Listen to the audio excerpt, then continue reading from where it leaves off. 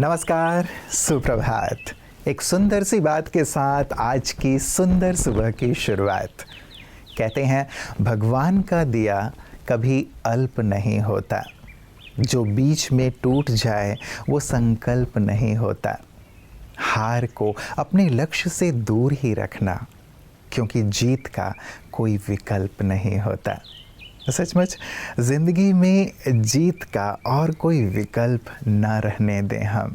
कई बार हार ना हो जाए ये संकल्प हमें हराने लगती है, निराश करने लगती है और हमारी जीत को हमसे दूर कर देती है। ईश्वर हमारे साथ हैं, सर्वशक्तिवान पिता हमारे साथ हैं और मैं इस धरा पर जीत के लिए पैदा हुआ हूँ। यदि हम ये ठान लेते हैं, अपने अंतर्मन में ये बात बसा लेते हैं, तो हर बार जो भी हार वाली परिस्थितियाँ हैं वो हमसे दूर होती चलती हैं। तो आप हमेशा ही ज़िंदगी में जीत दर्ज करते चलें, आगे से आगे बढ़ते चलें और ईश्वर की असीम अनुकंपा आप पर बनी रहे। इन्हीं शुभकामनाओं के साथ आइए चलते हैं आज के सुंदर सुवाक्य की ओर। हर बात के कारण में ना जाकर निवारण करें। आज हर एक समस्या एवं किसी भी परिस्थिति में हम उलझ के रह जाते हैं। कई बार समस्या इतनी बड़ी होती नहीं, लेकिन हम अपने मनोभाव से उसे बड़ा रूप दे देते हैं, क्योंकि कहीं ना कहीं हम उस परिस्थिति के कारण पर विचार करने लग जाते हैं और यह सोचने की बात है कि जिस कारण के पीछे हम भागते हैं आखिर तक उससे हासिल कुछ नहीं होता। हर बात के कारण में जाने से अच्छा है कि उसके निवारण पर हम गौर करें। जितना हम हर एक के कारण में जाते जाएंगे उतना ही फंसते जाएंगे। इसलिए कभी कारण नहीं बल्कि निवारण स्वरूप बने। मित्रों, कहते हैं कि यदि मंजिल तक पहुंचना है तो राह में आने वाले कांटों से घबराना नहीं, क्योंकि कांटे ही तो हैं जो हमारी रफ्तार को तेज़ कर देते हैं। सच में जीवन में कठिनाइयां और बाधाएं तो आती रहती हैं, लेकिन ज़िंदगी आगे बढ़ने का नाम है। ज़िंदगी ठहराव का नाम नहीं है बल्कि बहाव का नाम है। इसीलिए हम भी निराश होकर के कतई न बैठें।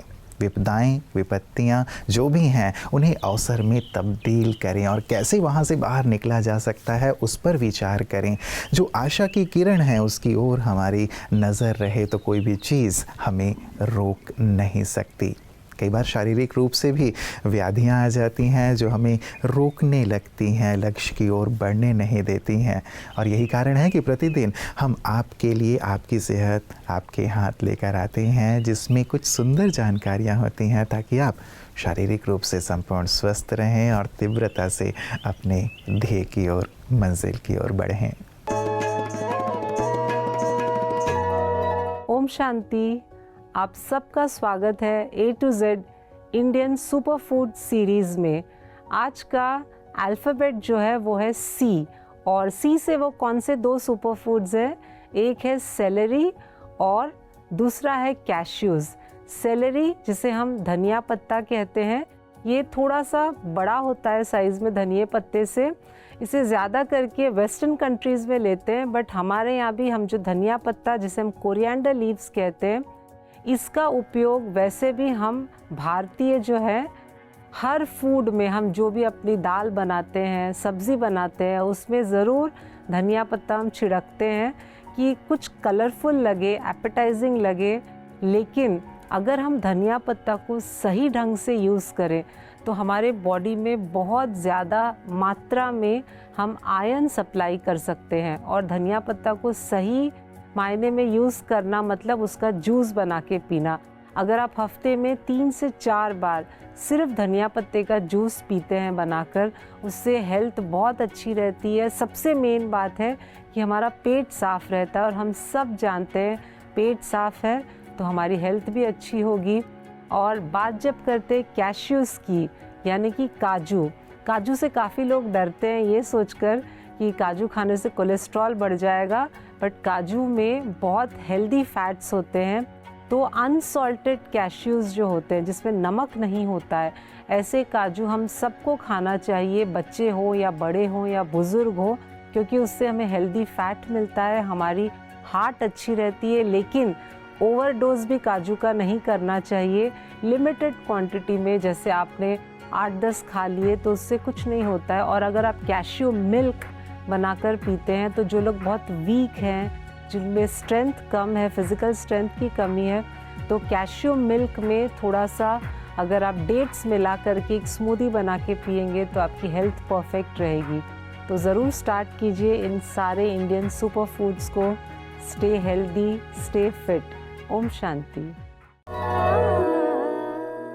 मित्रों, झूठ और दिखावे की रफ्तार भले ही कितनी तेज क्यों ना हो, लेकिन मंजिल पर हमेशा सच ही पहुंचता है, क्योंकि सच के साथ हमेशा ईश्वर होते हैं। इसीलिए हम झूठ और दिखावे को अपने जीवन का अंग ना बनाएं। कई बार ये चीज़ें ऐसा लगता है कि हमें जल्दी से जल्दी मंजिल पर पहुंचा देंगे, लेकिन ये शुरुआत में तो तीव्रता दिखाते हैं, लेकिन आगे बढ़कर हमें दलदल में धंसा देते हैं और हम कभी भी अपनी मंजिल पर नहीं पहुंच पाते हैं।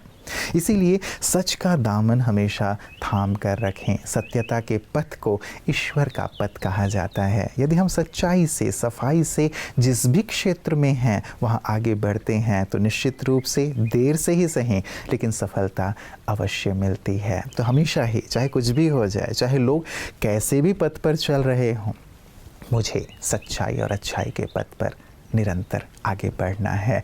ये संकल्प हमेशा अपने पास दृढ़ रखें, और यही दृढ़ संकल्प हमारे विशिष्ट जन भी अपने जीवन में रखते हैं, और यही कारण है कि आज शिखर पर आरूढ़ होकर हम सबको प्रेरित कर रहे हैं।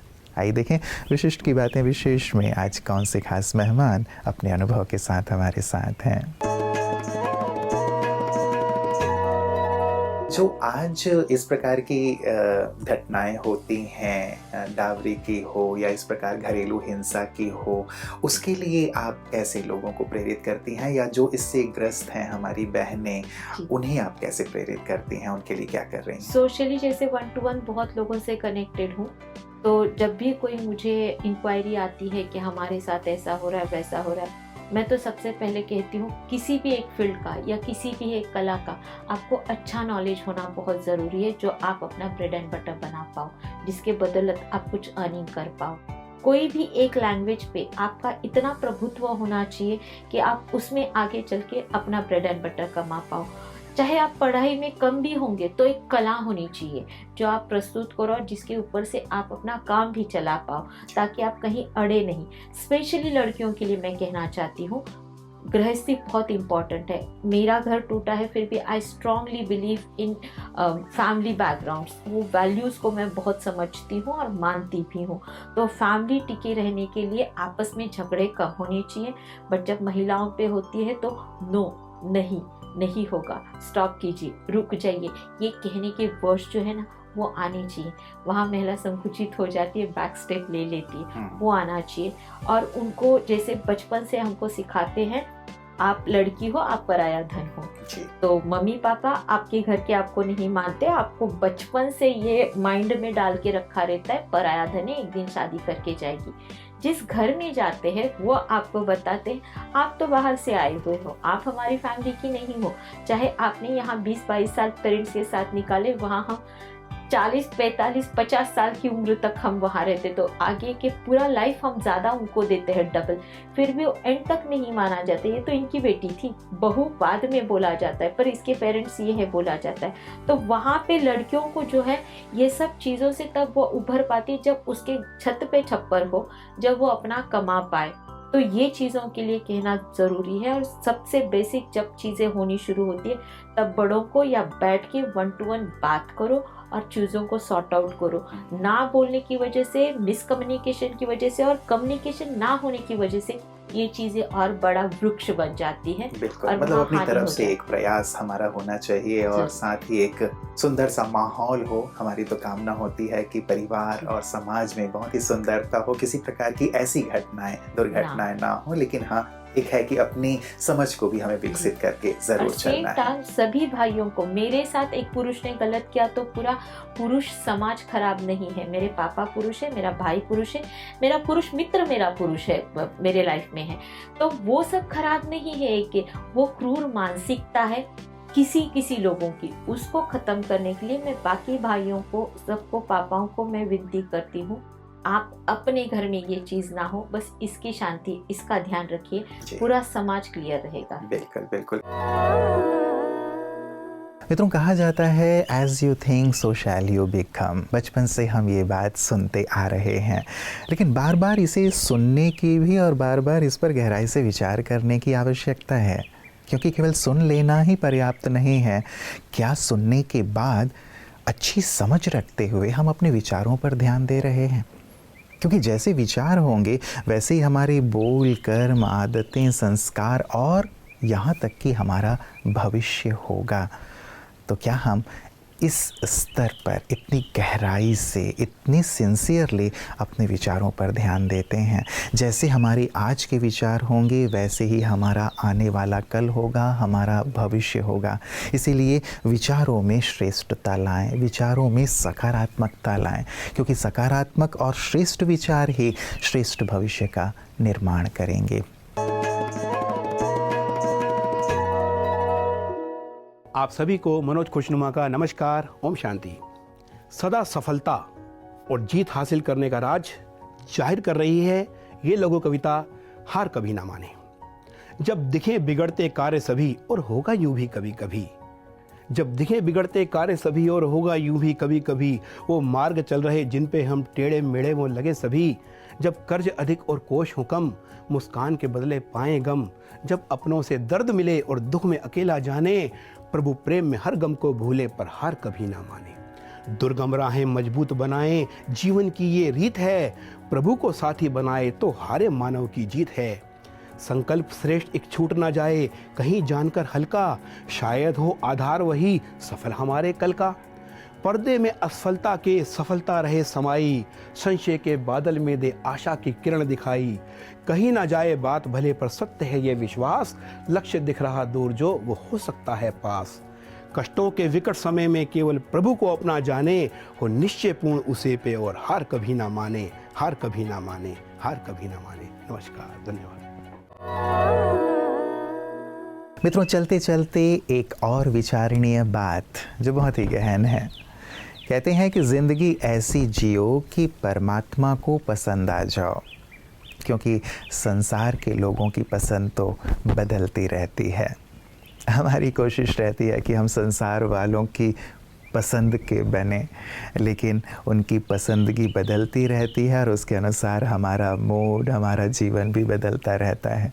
क्या हमने कभी इस बात पर विचार किया है कि परमात्मा को क्या पसंद है?